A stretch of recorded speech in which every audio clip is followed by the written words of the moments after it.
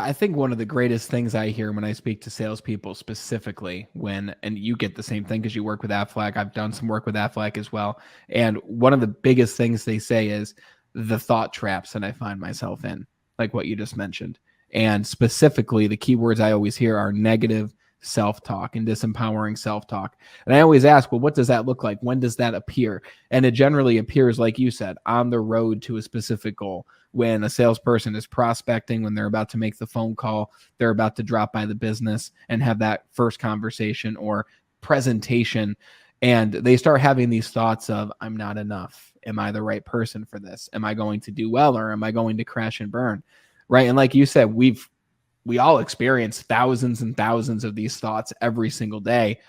And one of the things that's helped me, and I'm curious to ask you the same thing of what's helped you with this, because we all experience it, but something that's helped me is recognizing most of the time, not all the time, but recognizing this isn't my thought, right? This is simply a thought that is coexisting in my mental space at this period in time, but this is not necessarily my thought. I didn't create this thought. It's just passing through the ether at this point. And I get to choose whether I accept this thought as true or not true, right? So I'm curious with you, how do you combat, if maybe that's not even the right word, but how do you handle these thoughts when they come into your own mental space? Sure. So I remember, not only I help do training with Aflac, and they're a client of mine, working with new associates who are fresh into a sales school, and as part of the curriculum, our power thinking is right there.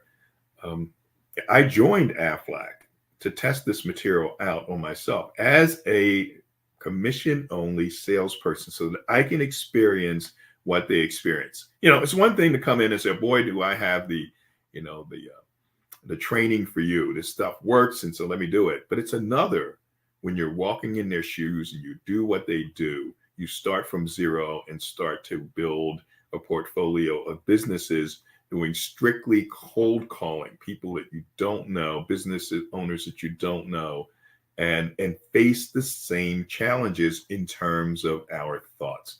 Our brains are processing 50,000 thoughts a day. Typically, and this has been proven, and 70 to 80% of those thoughts are usually negative or repetitive negative. And so the challenge is being able to detect, these thoughts. As you mentioned accurately, they are popping in our heads. Every second and a half, there's another thought.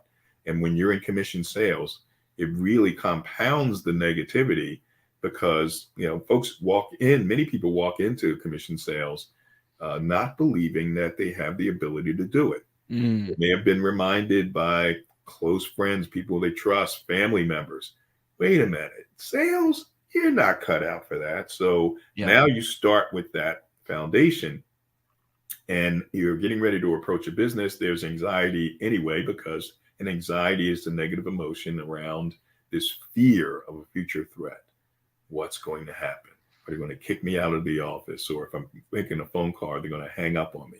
And so one of the skills of resilience that came out of the University of Pennsylvania's Positive Psychology Center, that's all evidence-based, is around avoiding thinking traps. This was discovered by one of the founders of cognitive behavioral therapy, Dr. Aaron Beck. And there are 8 different thinking traps.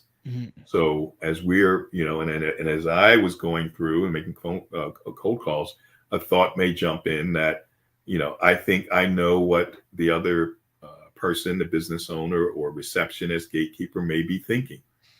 They may be thinking that they don't want it, or they don't want to talk to me.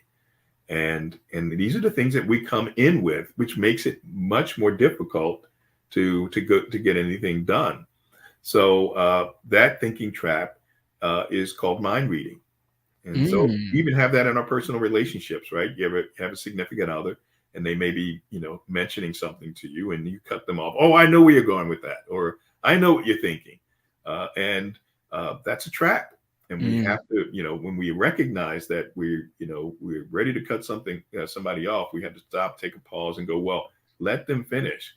And more often than not, when we let someone finish or let someone express themselves, It's very different than what we were thinking was going Yes. to come out. So it pays to just back off and wait. But yes, there are many other thinking traps like jumping to conclusions and where overgeneralizing. There's minimizing and magnifying, where we minimize the good stuff, the good things that happen to us, and we magnify, make a mountain out of a molehill, like the negative things. I mean, or another term for it is catastrophizing. This is a major catastrophe when it's really not that big of a deal. And there are many more, but real powerful stuff.